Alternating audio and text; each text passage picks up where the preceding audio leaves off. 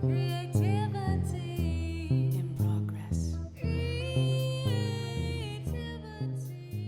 in progress. Creativity in progress. Last time on CIP. I wouldn't want a buddy chum thing. I want to date with New York's hottest club is spicy. Everything about the Golden Girls. See, some of you are drinking. That's not the answer. Oh, fully. I am 100% in it for the drama. Yeah, well, I think as we said with the, that's his forward facing persona, which is so like very true. Like it's the like, what's that? There's a subreddit that's like Instagram Instagram versus reality. And it like shows you like a picture of somebody, like the picture they posted on Instagram and then the picture that of like what they really looked like in that scene. And I think that's true.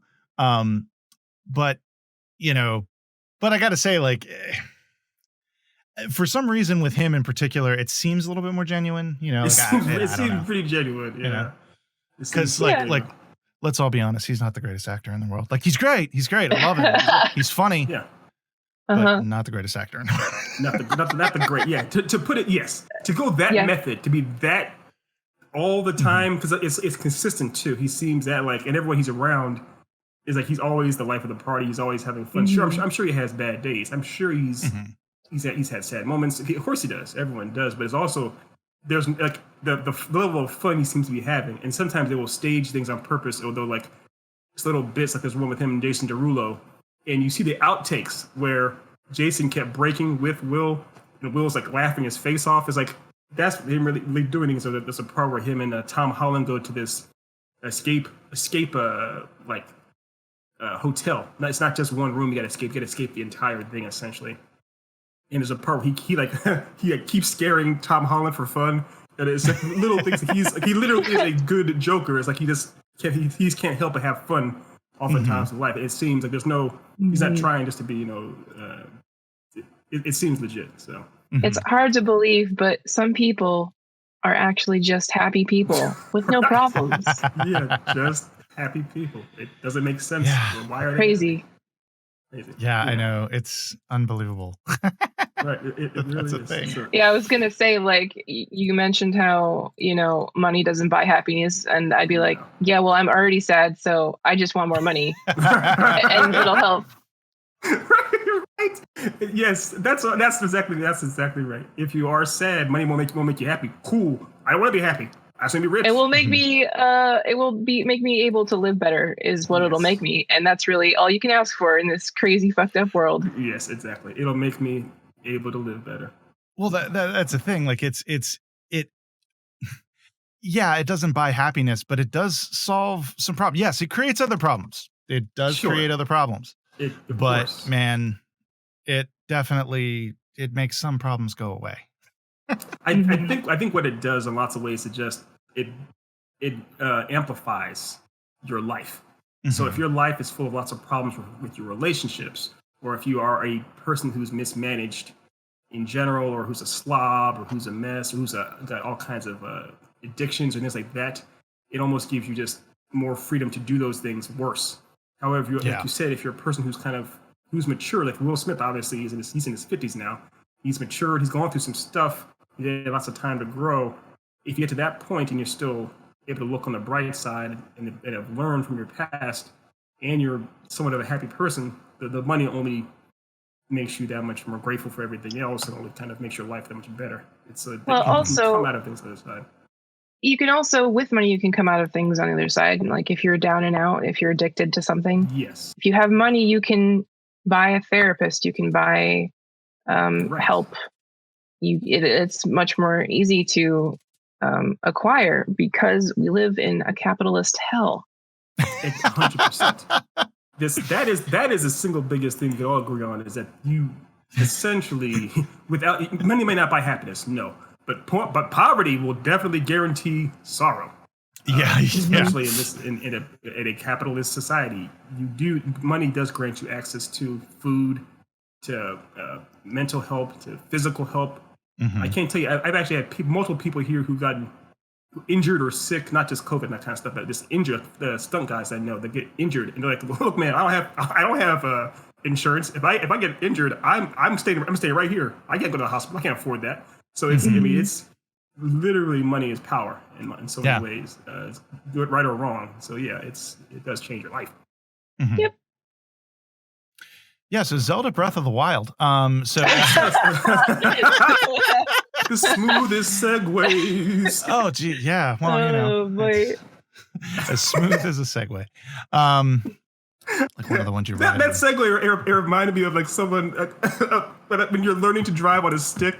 It's like, all right, Aaron, here we go, and you just slam And you down do that. into. Yeah. I'm sorry, but as you were saying, go on. Yes. Yeah, man. So yeah, we were talking about the prequel-ish thing of what's coming up from Nintendo for Zelda: The Breath of the Wild that I know I'm excited about. I think Ari's excited about it, and Ethan is. Oh no, I something about it. I hate Zelda. I hate Breath of the She Wild. does. She clearly. I loathe it. Yes. Yeah, the only She- reason I'm drawing this is out of pure spite. Out of spite, right? Spending hours and hours of her time making a beautiful construction out of spite. Is this marriage? I kid. Listen, spite is a powerful motivator. Spite To is be a clear, very I'm joking. I love it. Yes. I mean, anyone who's listened to this show for literally 2 seconds and already knows that. Mhm. But yeah, I do not have a. This is on the Switch, right? The Switch. I do not have a Switch, but I love the game and the world so much that I've watched 2 pretty much full playthroughs. One of them is actually ongoing. They're on episode like 50 or 60. But I've watched one other full playthrough of the game when it first came out, and I'm watching another one right now currently because the game is so beautiful. Yeah, it's And I love the gorgeous. lore. So right on. And there, I forgot there was a prequel-ish, not reboot, but prequel-ish type of side story coming out. Mhm. Yeah, well, I'm very excited for all of that. There are so many questions I have. Most of the forefront, my first question is, why won't Impa marry me? That's my first question. Which one's Impa? Actually, that's my only question. That's it. I have so many questions, but they're all the same one. But They're all the same which one question. is Impa, Itzy? So in Breath of the Wild, the game proper, Impa is like a recurring character in the Zelda universe, but in this game in particular, she is like an old village elder type character who like sends Link on quests. Mhm. And she was part of so do you know like the general story of Breath of the Wild, that Link fights in a war 100 years ago and then goes to sleep Mhm. because he's so injured and is like put in stasis by Zelda and then wakes up 100 years later? Right. Mhm. So Impa was part of that war 100 years ago when she was young. And then when Link reawakens, she's much older and is the village elder of Kakariko Village. Mhm. But we don't really know what happened in the war necessarily, except for what we see in Link's flashbacks. And they only concern Zelda and the other 4 warriors. Mhm. Like Of the divine beast. That asshole egotistical pigeon parrot guy. Oh, the bird? Yeah, he's my Oh, favorite. Of course he's your favorite. He's an asshole. Yeah. Yeah, you know me. Yeah, I do know you. I have met you. Well, there, and there was the who was that one? The one there was that one section of Breath of the Wild that was just like all women. Garuda. Shit. Okay, it's well, basically all right. Egypt, not Egypt, but like Gotta same, revise my not statement. Egypt. Rivali is my second favorite. Rivali, yeah. Yeah. Yeah. Because Rivali, he always says like when you're ready to do it again, he says Rivali's whatever thing is ready. Then he says, "Fuck you." Rivali's Gale is ready. Rivali's Gale is ready, and I'm better than you. It's like, why would you Exactly. add that in there? It's a And you are a problem that failure I at life. have that I talk back to my video game. So whenever someone is like, someone says something. Okay, so God, right. So when Raleigh says, Rivali's Gale's not ready, I'm like, thanks, Rivali. And whenever Thanks for Valley. You were so nice. whenever Mifa says, what does she say? She says, Mifa's, and it's not Mifa's Grace is not ready. Oh yeah, it's I forgot the movie is actually called. I just haven't watched it in a little while. Well, I've got to ask. So that storyline of Mifa, like, and how Mifa like was kind of into Link and everything. Like, I don't know why, but I thought that storyline was so sweet. I was just like, that is so nice. I don't like well, there's the shipping of Zelda. I was like, I want him to go with the fish people. Come on. Well, here's the thing, Yeah. because we're getting into a couple of cans of worms here. One, Oh yeah. So she's more or less she is the princess or the queen of the of that desert, right? Yeah. No, it- she's the princess of the Zora, who are the fish people. Yeah. Oh, that's the other Sorry. one. That's the other one. Yeah. Sorry. I opened another can of I worms thought in addition to the other can of worms you were referring to. Right. We're just all up so on we're going worms. to that fish trail. Nope. Hell yeah. That's perfectly fine. Love the worms. Okay. So the thing is, the other one that was the idea of, you said, shipping Zelda and Link. It still seems, if I remember correctly back to this, and also with the lore of Zelda as a whole, it almost seems like Link is subservient to Zelda, like she's royalty and he's very much like, I'm basically an informal knight here to serve my queen. So Well, it's not. I don't know that ever could be. I don't think he even sees himself with her, or is he, or does he? Well, so yes and no.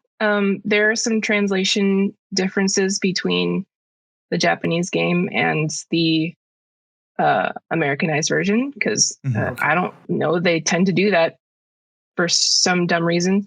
And so he finds a journal that's written sort of third person, but in the Japanese version, it's him who's writing it, so that we get to see like into his thoughts. It's a flashback. Yeah, his feelings to Zelda are much more ambiguous, but canonically, she is in love with him. Okay. Oh, okay. So she's okay. So it's essentially, it's one of those things where the princess or the queen does have feelings for someone, but because that person is not of royalty, her feelings can't go requited, because it's still forbidden regardless of their choice. Mm-hmm. Well, it's not forbidden necessarily. There's a lot of character motivations that make it difficult for her as a character, which I find very interesting, because this version of Zelda actually has a character. She has a lot more than Link. Yeah, she actually has a lot of personality and talks. Well, Link also has a personality, which I enjoy. He does have, but it's not as strong as Zelda's.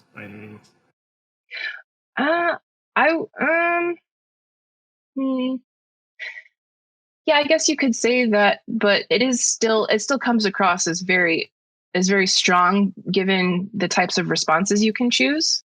Like, obviously he's kind of a silent protagonist, even though he does talk via text. It does that kind of. It's that old school JRPG where the main character, you're supposed to project onto the main character so they don't talk at all. Which I don't like personally. I prefer characters to have personality. Yeah, I'm right there with you. I'm not a big fan of when like, I understand it, and in some cases it can work, because sometimes you want your audience to feel like the main character is really just their avatar, so therefore they can kind of put themselves in that role. But in a situation like with Link, that's a character. That is a character with its own feelings and thoughts and motivations. And doing that doesn't work for me. I obviously it doesn't. It's not that big of a deal, because I still played the damn game all the way through. But you see what I mean. No, I'm right there with you. I have the same complaints with games that I do really like. Like, there are things in Well, Fire Emblem. obviously, I haven't shut up about it in Fire Emblem that I really just hate a lot. Yeah. But I still love the game because there are things about it that I love. Same with Breath of the Wild. Yeah. Yeah, no, that's perfectly fair. I think what's different about the Zelda game is just that the idea, or the Zelda franchise, it's a franchise. We've had it for so long where you actually have seen and been with Link. So it's a double-edged sword. For so long, he didn't have a voice or personality except for that one time in that animated series where he said, no, excuse me, princess. And that was like his surfer boy 90s persona. But other than that, he really hasn't had a voice, quote unquote, in the games. So now, if you were to try to give him one, the fans would, half the fans would hate the way he sounds, and the other half would say, "No, make him silent again. He's been quiet for so long. Why would you give him a voice?" And of course, there's also fans like us who are like, it doesn't make sense that he's a character, an established character with an established lore, an established whole backstory and everything.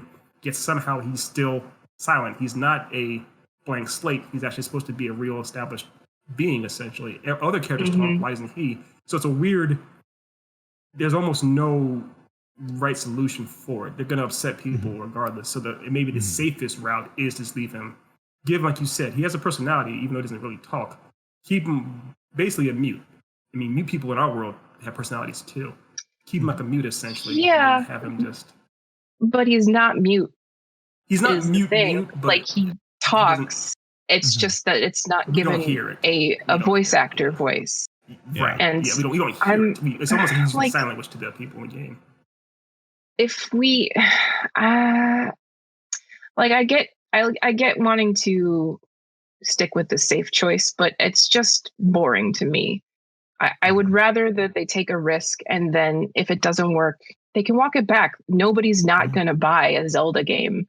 It's Zelda. Of course. No, yeah, you're 100% right.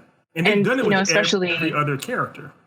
Yeah. I mean, in Breath of the Wild specifically, they went out of their way to get voice actors. They got a voice actress for Zelda, for God's sake. Yeah, and she's great. She actually is really strong. But she's fantastic. Also with in other iconic video games like Sonic, all the Sonic games, Sonic and Tails and all them, and Knuckles, they all talk, and the Mario games, all of Mario and all them. The iconic characters that have been around since before you're even born, Ari, in these video game worlds, they've all been given voice actors, essentially. Link, since basically Sega CD in that show I mentioned, that cartoon from the 90s I mentioned, he doesn't talk. He never talks. As part of his character is that he basically is a mute, or maybe not even mute, like you said. He does communicate, but just not. We don't hear his actual voice. He's the strong silent weird. type. He's a strong. Maybe that's part of his charm. Yeah. He's a strong silent type. I get that. And what I don't get is they tried to incorporate that into his character. Like a big part of his character is that he doesn't talk to Zelda because he feels so pressured to be perfect. That's interesting. I didn't know that. I liked how they incorporated that, but I wish that as part of his the character development, he wakes up and he doesn't know who he is. Right. So I get that. Why would that be something that's maintained? I wish that it was just a bit more consistent. Although I said, I do like that they tried to incorporate a character reason for his lack of talking. Some actual motivation. Yeah, that makes sense. That is very interesting. The idea that almost you are giving him a blank slate by giving him the whole amnesia thing, and then they. Yep. Oh, we're losing him. Yep. I'm sorry, I'm making Link noises. Yep. All right. Well, let's. Here he's back. He's back. Oh, there we go. I'm okay, sorry, he's back. my connection is this LA connection. I think the forest fires are bending bending time and space. Yeah, they're like it's weird. They're like right outside your door, aren't they? Like they're no, they're in North Hollywood. I'm in West, so it's not too far. But I'm okay. If you see a red haze behind me, please let me know. Just say, hey, sure.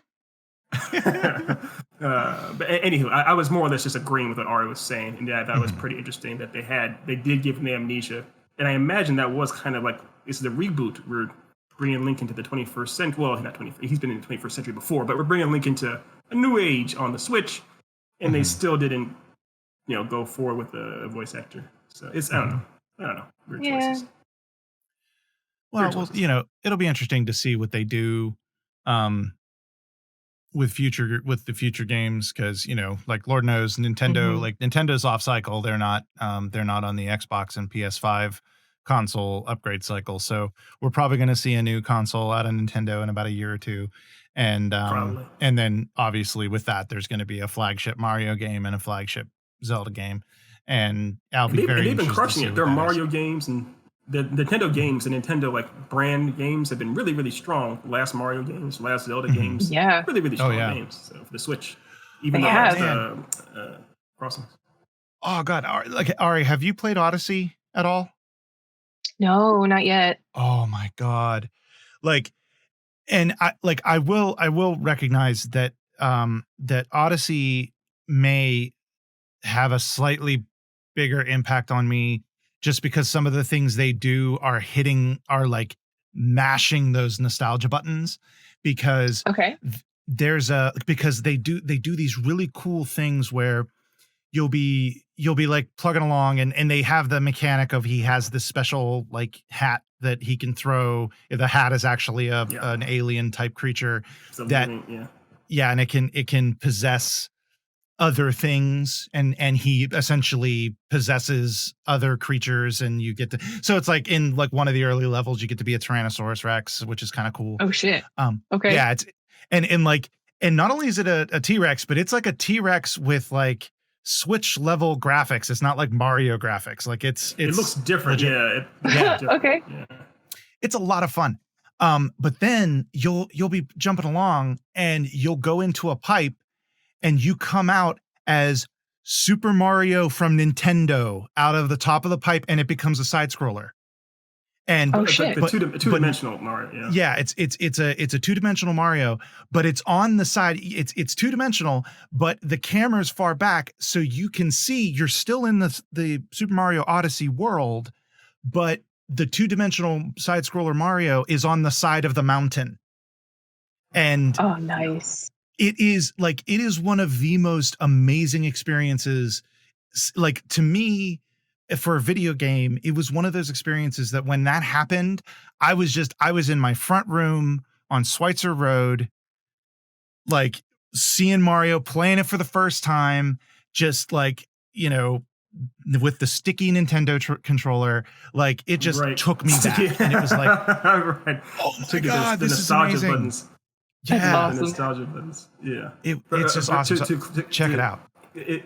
Okay. It reminded Yeah. me, when you mentioned all that too, it reminded me of that scene in Ratatouille where when the food critic eats the ratatouille and it instantly teleports him back to when he was like a little small kid eating ratatouille, something like that. But yeah, it's amazing. That's, I think, what the biggest selling point. By the way, the reason we're getting into all this stuff and why we're talking about Zelda and messing around is because we this week is kind of a bye week for us, so we thought we'd just hang out and chat about just fun stuff with each other, just hang out with each other. And next week we are going to be back on our regular schedule. We're got a little bit of a surprise. We're going over we're visiting a friends network. We're going to be doing a live show with them. They're going to have a whole big experience, some great extravaganza. But this week we wanted to just rap about Zelda and other fun things with each other in a very low key atmosphere. So that's all. And we want to kind of just mellow out with the nostalgia, and nothing's more nostalgic than Zelda, Breath of the Wild, and old school video games. So that's where all this came from for anyone listening to it and kind of questioning what we're doing. But part of that is, I think the reason why Mario and Zelda, the franchises, hold up so well is because they've built upon the legacies that have been established beforehand, and they've done it just the right way. Like you mentioned, everything that was done in that Mario Odyssey, where Mario still looks familiar, like you've always known him to be, looks like such a brand new version of it. And then when you do see the old school 2D original version that you grew up with when you were a little small itty bitty kid, it almost somehow works even better revisiting that.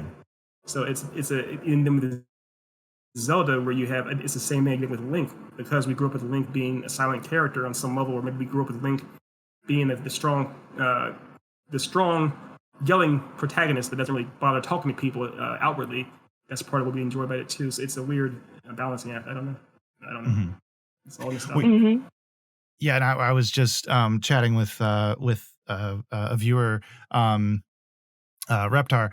And I mentioned that one of the cool things about Super Mario Odyssey in particular that I really liked was that it was able to hit the nostalgia not only for just Mario in general, but it also hit the nostalgia for Nintendo era, Super Nintendo era, and N64 era Mario all in one package. And I think, and that was something that was kind of interesting with Link as well, or with Link, not Link, Breath of the Wild, is it did a similar thing in the sense that it gave you it hit those nostalgia buttons, but it did it in a very different way. And I loved how both of those games, how Nintendo really leaned into that. And I thought that was just really fun with both of those games. I agree. Yeah. Yeah. It's yeah. It was very skillfully done. I felt for Breath of the Wild. I can't speak for Mario yet,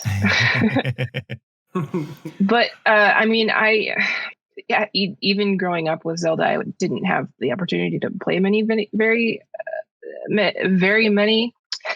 Oh boy, I'm trying real hard. That's right. It's okay. It's okay. It's Monday. Thank you. Yes, it is Monday. God, it's Monday.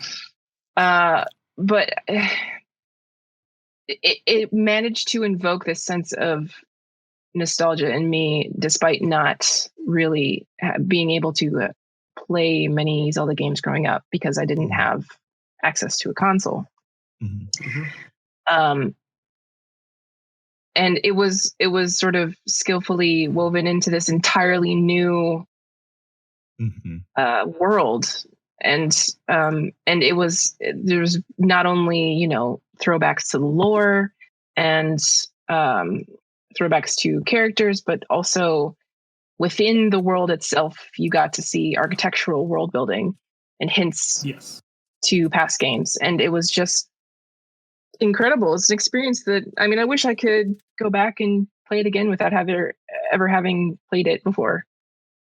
Yes, that's almost that's, and I think that's kind of the magic, or what the appeal of reboots is. It's the idea of revisiting a place for the first time, if that's possible. Trying to recapture that emotions you had when you saw something. You saw something that you had never seen, and the kind of how overwhelmed you were with the majesty and beauty of it, even though you actually already have experienced it before. It's an impossible feat to accomplish, and that's why so many studios making movies fail and so many games fail. But they're always going to try. They're always going to try. So. Yeah, that's it's tough because I totally buy into the nostalgia. I want to feel something. But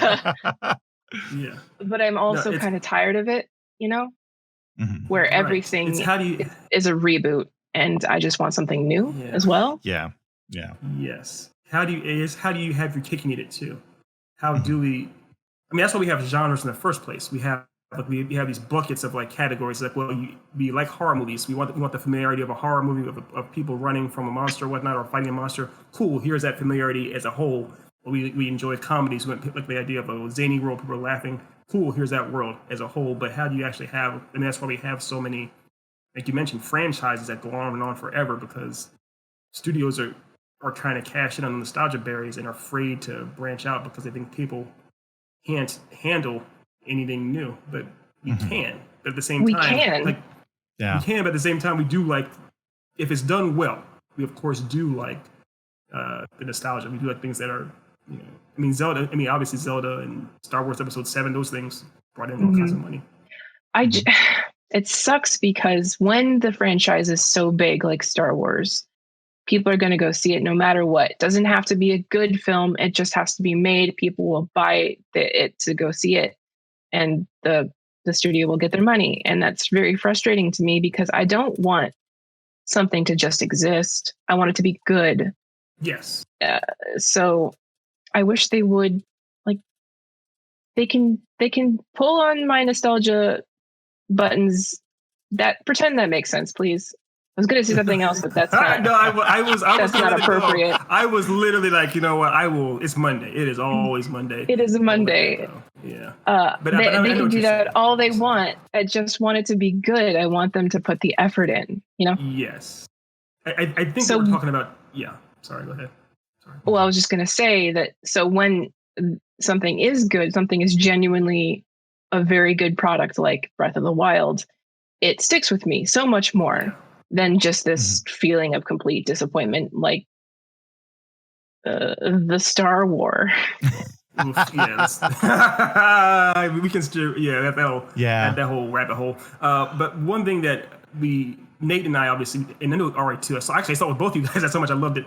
Spider-Man Into the Spider-Verse is a good example of something that tried something very new and very different, but it was still able to build upon things from the past. It was Spider-Man, very familiar character for, of course, been around forever, but they did such new and different things with it that it built upon what had been established, as opposed to just retreading the same thing over and over again. And they had Peter Parker in there, the original Peter Parker, more or less, a couple versions of him to pass on the baton, but it wasn't Peter's story again. It was a different new Spider-Man, new protagonist. So that's a good example of how you have your cake and eat it too, so to speak. You have the nostalgia there and you have the safety net, but you do still branch out, you do still take chances. And there's still a massive chance they took with it, and it worked out. It worked out really well, and it paid off. And again, they had good writers and a good team, but still they tried.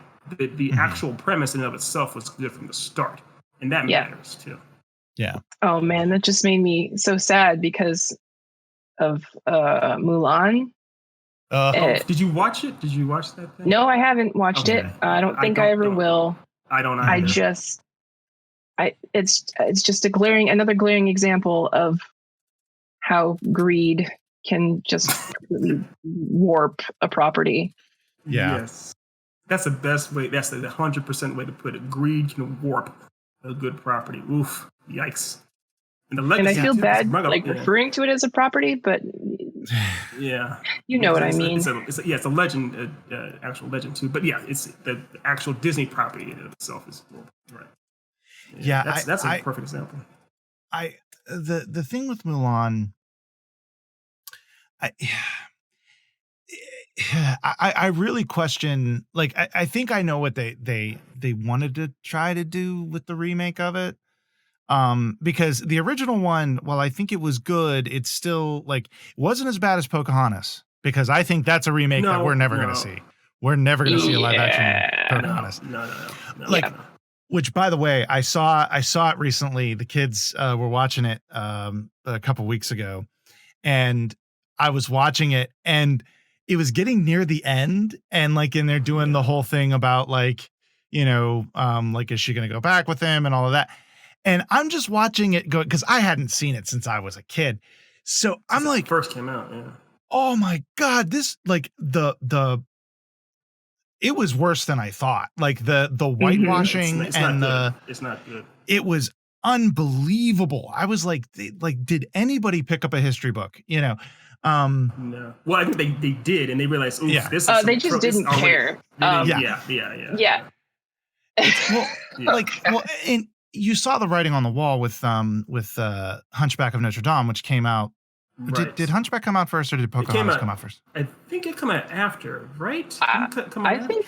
Let's do some quick googling. Because Hunchback is actually they took the. It's based off the book. Hunchback is a great film. Hunchback's good.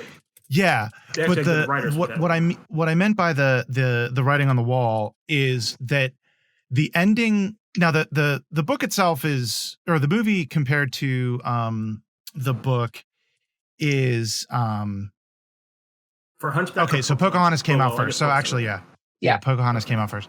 But I guess the writing was on the wall with Pocahontas. But the thing with Hunchback is the end of the book versus the movie is vastly different, because basically, spoilers for a couple 100-year-old book, but everybody dies. Yeah. Pretty much everybody dies except for the Quasimodo. No, he dies. He's dead too. Everybody dies. Is it everybody except Phoebus? Yeah, I think The white the dude that's white in the movie. Yeah, the No, what's his name? Yeah, Phoebus, yeah. He was the one that in the movie he ends up with Esmeralda. Yeah, it's Phoebus. Yeah. But in the book, he's the only one that survives, and he basically walks off with like a concubine or something. Like it is a horribly depressing It's ending a tragedy. of a book. It's Oh, a yeah. tragedy. Yeah. Majorly. Where the movie is like everything is great, and it's just like we can't do that. But I get it, It's a Disney movie.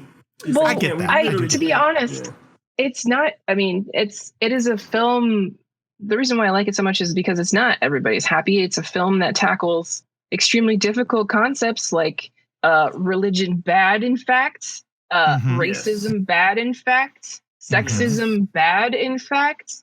Prejudice. But it doesn't.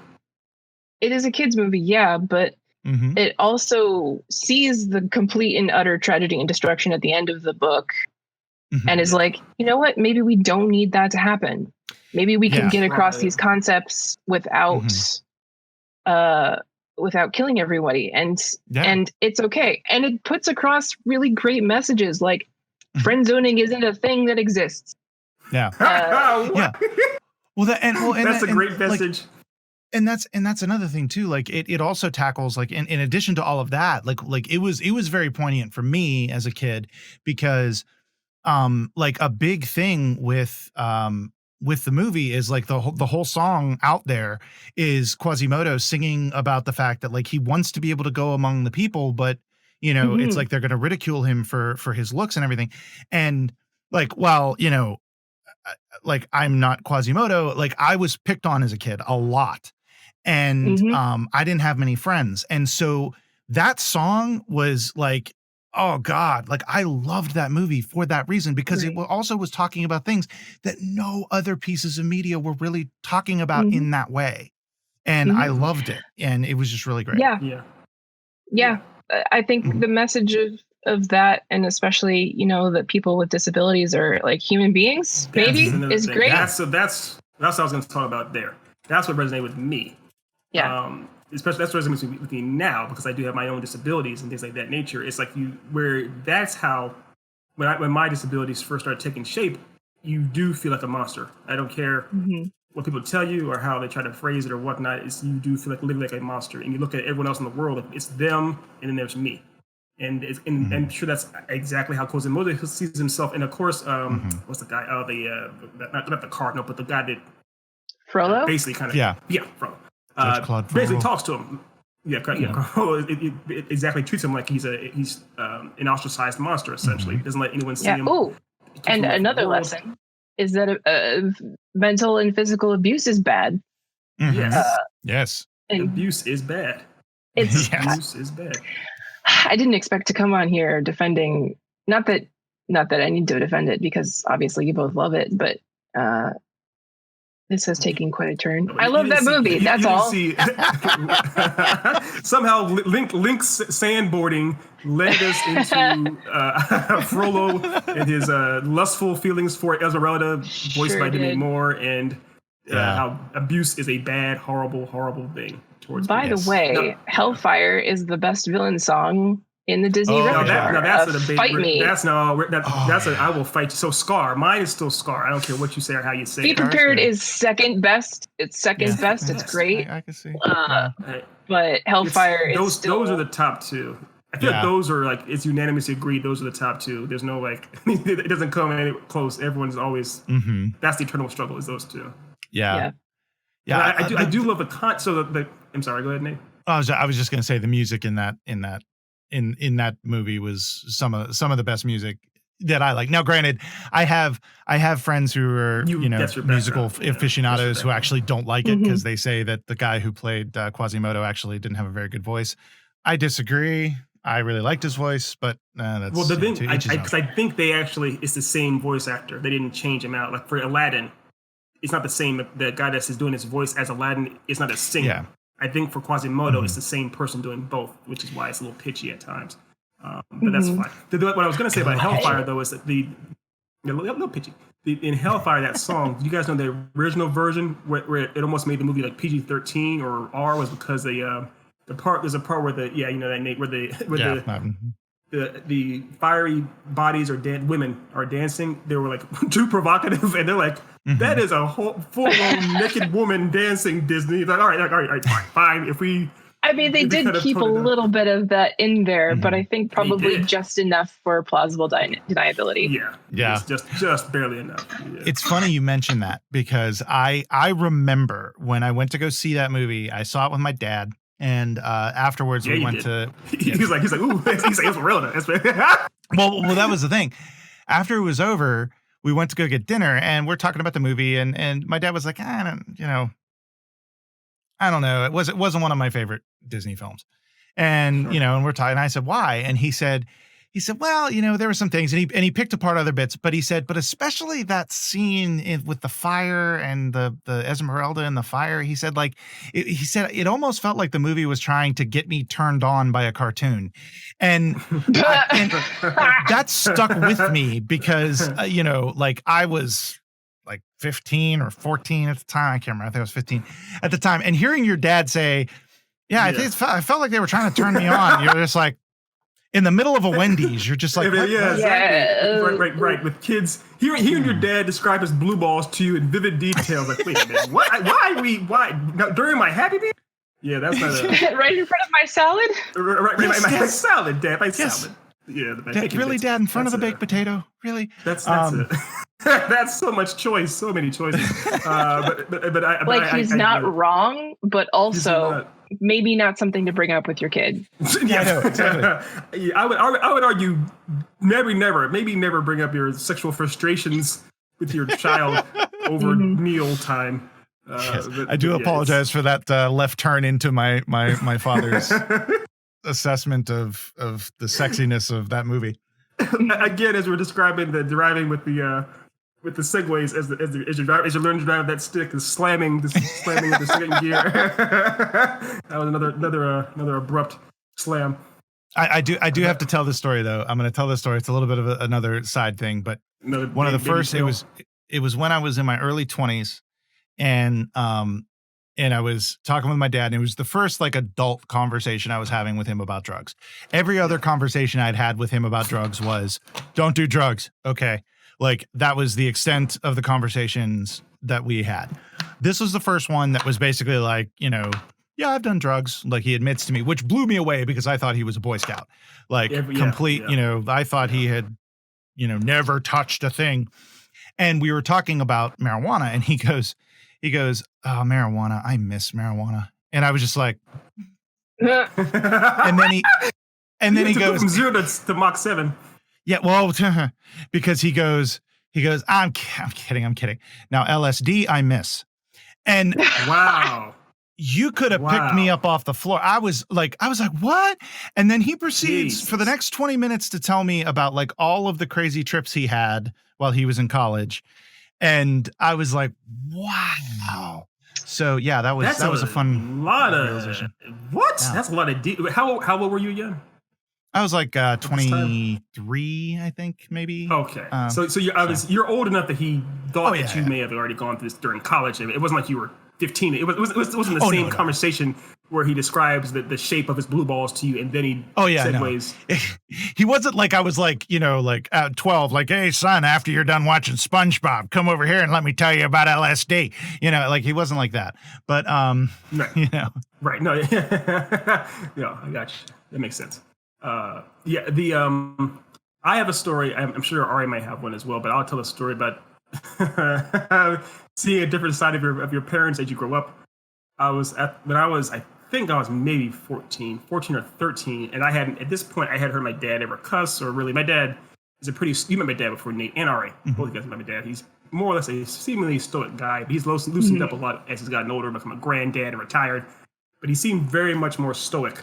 Like James Earl Jones, but serious when I was growing up. And there was this one time we were at a party, and he was drinking a few beers, and I was on the porch with him and all the guys, and they were just smoking their cigars, and my dad was getting a little loose. And there was this joke that came up, and it's the joke that my dad loved, and he couldn't stop laughing. And I'll try to tell the joke. It won't really work because you have to see it. It's kind of a visual joke, but the joke, and I'll try to tell it before I get disconnected from the internet again. But long story short, the joke is that this boy goes out and he starts walking along this on top of this fence, with his arms out, and he's rocking back and forth. And his mom sees him one day, and she's like, "Oh my gosh, what are you doing, little Johnny? That's horribly, horribly dangerous. You could fall and really, really injure yourself." And Johnny's like, okay, I'm sorry, Mom. I promise I'll never do it again. So, of course, the very next day he goes out there again, starts walking on top of it. His mom sees him. It's like, Johnny, please, for the love of God, you have no idea how much damage you can do to yourself one way or the other by doing that. He's like, okay, Mom, sure, of course, whatever. Third day comes around, and of course he starts walking again, and he slips and he falls. And as he's falling, he falls pretty much, he splits his legs and falls down right on top of the actual fence. And you see his hands go down where he fell, essentially. He makes a huge grunt. His mom looks out, sees him, and of course she yelps because she sees her grandkids dying right in front of her, basically. She grabs her son, throws him in a car, goes to the hospital. And at the hospital, she explains as best she can and kind of does a hand motion down around the area, reenacting the situation to the nurse. And the nurse is like, oh my gosh. And the nurse takes the young Johnny into the room. And this nurse is a new nurse, fresh from nurse school or medical school, what have you. And she's like, hello, Johnny. I look like Jessica Rabbit, but I'm here to help you with your problem. So she says, what I'm going to do is I'm going to just massage this area and please let me know if it feels better. And Johnny says, okay. And so she starts massaging the area for a while. And she goes like, hey, Johnny, does that feel better? Does that feel good?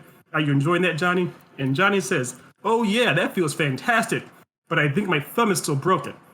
So the thing is that when you see the way that it was done, he's holding his hands down around his area and everything. And but the idea was my dad, who had a few drinks, and all other guys, this is very much a chauvinistic guy joke. My dad busted out laughing so hard for so long he couldn't stop laughing, and he laughed so hard he patted me on the back. He was over the moon excited, and I was like, "This is great," joking with my dad. And then as we were leaving the party, my dad and my mom and I was like, "Hey, Dad, why don't you tell Mom that joke?" And my mom's like, "Oh, is there a joke?" And my dad goes, It's to see my dad literally caught off guard or flustered. It was fun. He goes, no, I'll tell you later on. And he looked back at me and he gave me and he actually winked at me. And so for the first time seeing my dad as an actual like person or a guy, quote unquote guy, as opposed to just a stoic monster was definitely a different scenario. Yeah, that's always like such a jarring thing when you like for so long they're your parents, they kind of like live in this weird rarefied space for a lot of people. Like for some people, sure, yeah, but but for a lot of people it's just like there's this thing, and then it's like just one day it's like the switch flips and you're just like, oh, they're just other people. And what's really funny is when you become a parent yourself. This is something that I've discovered. When you become a parent yourself, you make the grand realization of, holy shit, they were winging it. Like they didn't know what the fuck they were doing. And like, they made me think they knew everything. And they didn't know jack shit. They were just like, don't do that. Why? Reasons, like it's just. Well, so obviously you have two small children, two beautiful small children. Have you found yourself quoting your parents to them, saying the exact same excuses, like telling them to do the same thing for the exact same reasons, and having no actual when they ask you why, having no substantial excuse? Yes and no. Like I've found some the way I say things often, like I'll say it and I'll be like, don't do that thing in there. Like I can't think of a good example right now because my brain doesn't like to work, but I would say something and then the second it flies out of my mouth, I'm like, oh, that was Dad, or oh, that hi Mom, how have you been? It's just really bad when you do something and it's usually like, and these are usually like these are the bad times. Like these are the times where like shit gets to the point where you're just at your thing, and you say something like, and like the second you say it, you realize, oh, that was a bit of an overreaction. Maybe I shouldn't. And you see your parents in that situation, and you get like, oh, I've resented them my entire life for yelling at me in that way, but now I get it. It's just like I become what I've hated. Yeah. It's in a weird way. It's like therapy. It's kind of strange. But Ethan's getting crunchy again. Oh no! So I will vamp. I will vamp while I say. But like, well, and that's the funny thing with that is like, because it's great when you can recognize it though. Sorry because he's back. It's great when you can recognize those moments though, when you've Sorry about that. said something, when you've said something and you've realized like, oh God, I just overstepped bounds. Like, because there was an incident, like I won't go into details because whatever. But there was an incident where I had to yell, like I basically was like, please stop talking. We're trying to handle this situation that's kind of important. Please don't, like we've like there's a potentially broken limb. Can you please be quiet? And I was a little bit rougher than I should have been in terms of like, will you just please be quiet? And in that moment, it was really weird. It was in that moment, I was my dad and my daughter was me. Because I remembered a very specific moment in my youth that was almost exactly the same, where I was jabbering on about something and he was like, would you please be quiet? Mm-hmm. And I almost immediately, like once everything kind of calmed down over there, I immediately went over and said, I'm sorry I yelled at you. I'm sorry. It was just, here's the situation. And I explained it.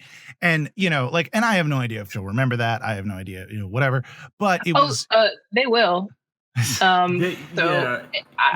good that you apologized. I think that's what I was going to say. Mm-hmm. Yeah. Sure. Well, she's 5. She's not 6 yet, is she? She's 6. She's 6. But yeah, she's 6. Yeah, but like I'm like it might be, but it was very important to me because I remembered it and because I was like, oh yeah, don't want to go, and like, I don't want to scar my child as too much. Like it's gonna happen as deeply as you were. Right. Right. Cautionary tales. Mm-hmm. No, yeah, I got you. But I mean, Ari's right though. There, of course, kids remember these things because there's also the idea of your kids you're still making impressions with your kid in some way or another. So you're still imprinting on them as much as your daughter remembers you as a whole. When she looks back on her life, there'll be certain things she remembers first. That she'll probably remember the first time my dad yelled at me, the first time this happened, the first time I saw my dad angry, the first time I heard my dad cuss. Those things you kind of remember essentially. Mm-hmm. So yeah, but I think also the fact that you did that and then apologized shows a pattern. It shows that if you do get upset with her, she knows that you'll talk to her about it or you'll apologize. She won't see you as just a one-sided, one-dimensional monster. If that makes sense. Yeah, and that's which is really breaking my streak because I'm trying to be a one-sided, one-dimensional monster, but right, unfortunately, that was the whole point today. This actually is a support meeting for monsters. Yeah, this is an intervention actually. You're too nice, and you gotta stop. Stop being so soft, man. What are you doing? I mean, there's 3 monster songs that matter. Yeah, exactly. Be prepared. The fire, and of course now there's Nate's daughter song. I know that it's only but yeah. So I don't know how we got on that topic. We went from I think we started with Link and Mario, and then we ended up in Disneyland for a little bit, and then we've landed in therapy. Therapy. Literally therapy. And that's the point of Nintendo. Welcome to CiP, where we break you down psychologically. We lure you in. Yes. We lure you in with Ari's amazing illustrations of nostalgia, and then we break down your psyche like it's a pair of Legos. Oh man. Oh geez. Now we've gone from psychological scarring to physical scarring because, man, I stepped on one of them fuckers the other day. Shit. Anyway. Yes. Sorry about that again. Can you hear me again? Can you hear me now? Yeah, I can hear you. You're back. Yeah. Yes. Okay. That was only a tiny blip. I'm gonna have to get off because the internet is trying to is clearly upset with me for something. I don't know Yes, if yes. if I stole its girlfriend or what, but it's mad at me. So Yes. Well, in classic fashion, we were like, "Oh, it's going to be a short one today," and then we go the same length we typically always go. the So, same, Mhm. the same length. So- Like again, like marriage. We are like marriage. very good at this. yes, we Yeah, are. Yes. Yes. We are very good. We are very good at being unreliable narrators. Yes. Yes. Yes. Okay. Well. Well, yeah. So good. Yeah. I was going to thank them, but actually, that's your job. Oh yeah, yeah. Well, thank you all for joining us for this little side trip down. This is a little bit of a trip to the previous CIP style of us just sitting there and BSing, which we will probably do again at some point in the future. But next week we're going to be back with a special guest that we're really excited about. Yes. In fact, and Ethan, I'm going to actually- let you handle this yeah. bit. I was going to say, yes. So actually, this is exciting. I'll try to make sure I tell it before I get booted off the internet again. It's just that we're going to be on. We're going to be streaming here where we always are. We're going to be available on all the podcast networks and whatnot. But we're also going to be available on the Facebook page Nerds with Melanin. You can see us there streaming live, and we're going to have some polls available, and you can chime in there to watch us with a whole bunch of their fans as we have our special guest. He's actually the founder of one of the co-founders of Nerds with Melanin. We're gonna have a big, huge, wonderful story with him. Have all the fans interacting, doing some polls and things. So please come and join us. And again, the site or the page that will be streaming on is Nerds with Melanin. I will try to spell melanin, MELANIN, on Facebook. Just simply type in Nerds with Melanin. Go there, and it's be the same bat time next week. Next Monday night, 9 p.m. Eastern Standard Time, 6 p.m. Pacific, and then Mountain Time or Central, whatever that might be. Yeah, and as Ethan said, we're also going to be on all our regular channels too. So if you just come to Twitch to see us there, that's fine too. If you want to go and be on Facebook, you can do that as well. So as always, thank you for joining us, and y'all have a wonderful day.